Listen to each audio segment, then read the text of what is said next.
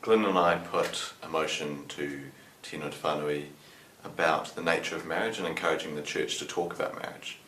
And this is all about conversation. There was no decisions required. It was not a yes or no one about marriage. There were about 4 or 5 different points that we were talking about. And the 2 that were probably the most contentious, one was to have a conversation around the nature of marriage, and the other was how the church might respond to gay and lesbian couples who come to request this right being marriage. And it was really a great debate. I think we had the start of those conversations. We had voices from across the spectrum, people talking about how much of a significant issue this was for them. We had people saying, we hear the voices of the gay and lesbians in our community, and we hear their pain around this, and we want to, contribute to this discussion and see where it takes us.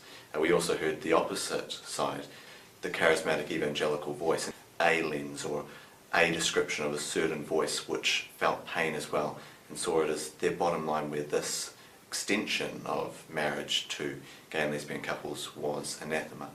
So we had the start of these conversations, but something I think everyone approached it with sincerity, they approached it with integrity, and they approached it with the desire to remain in unity with one another. And that was really heartening for me.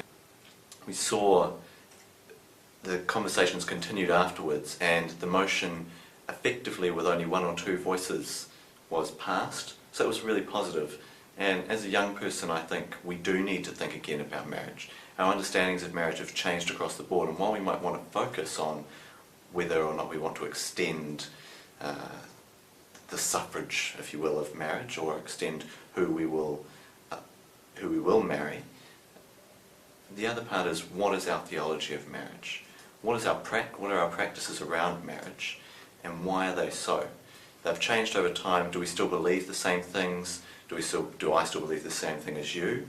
Does Tikanga Māori still believe the same thing as Tikanga Pacifica? Have they ever? And so it's just starting these conversations. So I really look forward to seeing what the response is back in 2014. Kia ora.